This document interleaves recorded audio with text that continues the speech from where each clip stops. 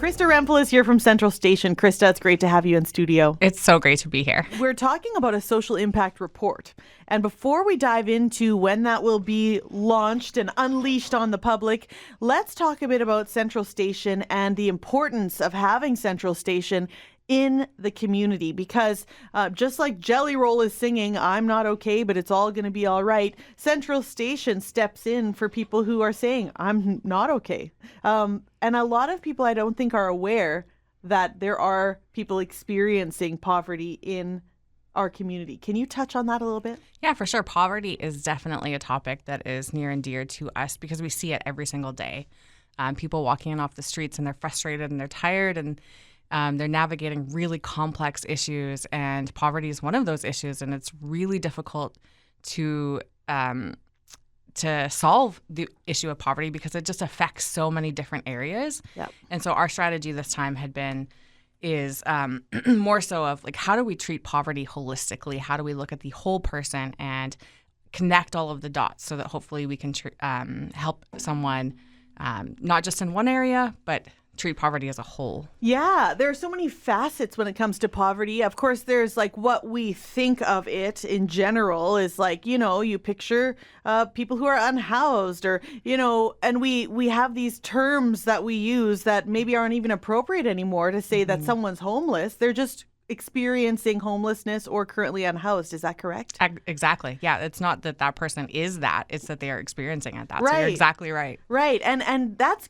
actually quite hopeful because it shows that it's temporary. So working at Central Station, do you have the opportunity to see the other side of that where people are getting out of those situations and experiencing now like some growth and hope in their lives? Absolutely. And that is what we're focused on in the next kind of lifespan of Central Station. Our board kind of has directed us to look at how do we actually start to relieve poverty and not just treat poverty in the moment, but how do we actually help lift people out of poverty permanently so that they can go on and live a very meaningful and successful life and empower them to do that. That is amazing. And interesting too, like how can we be proactive when it comes to poverty so that we are preventing people from being in that situation in the first place? That might be a little out of our hands and more relying on federal government supports and things like that.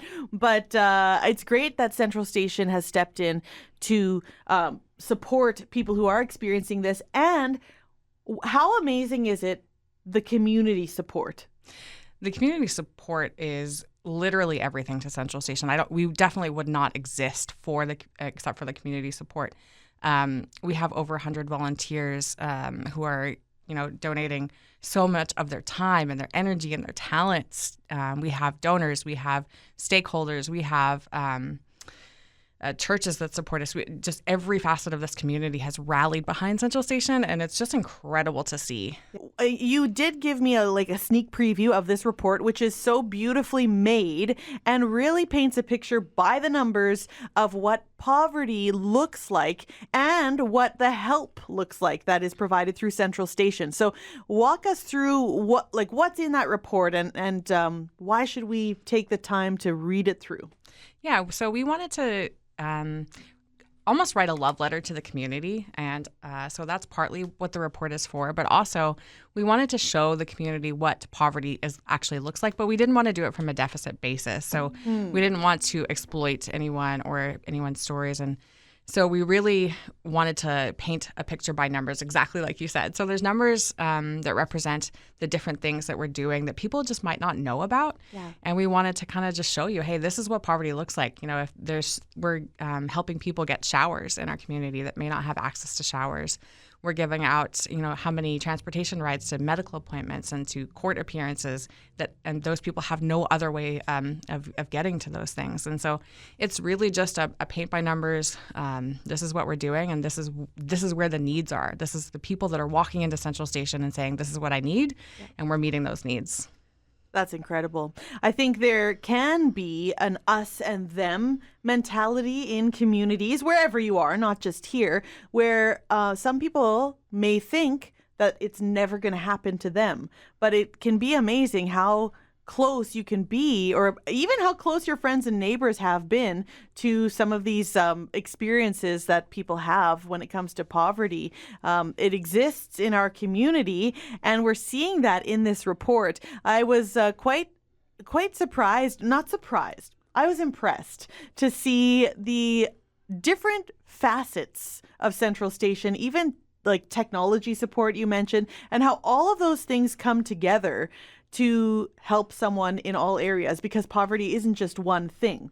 So what is it that we should be aware of when it comes to Poverty Awareness Month?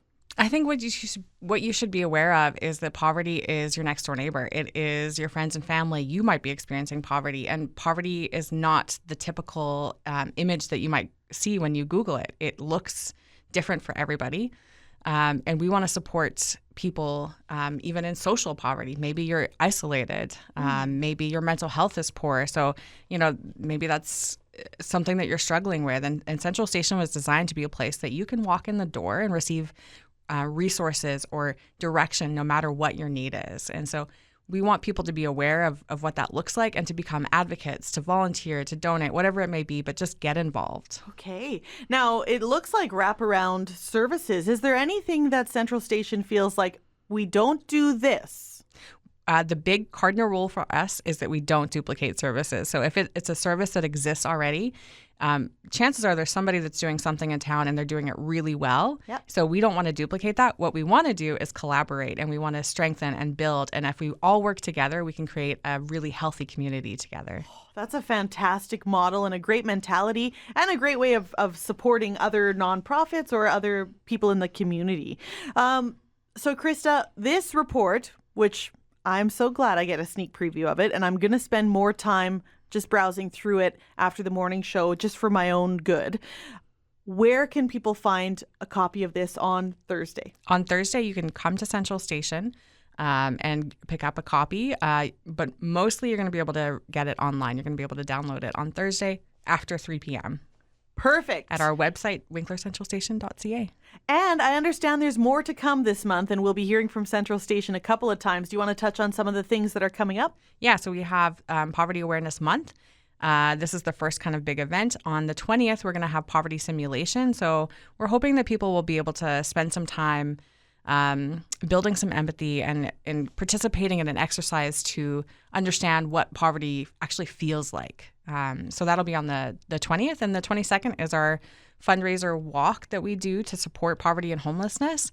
That is Light Up the Streets. So we're hoping you'll join us for that too. Absolutely. And we want to be a part of that too here at Golden West. So thank you, Krista, for keeping us in the loop. And we look forward to having you back again. Thank you.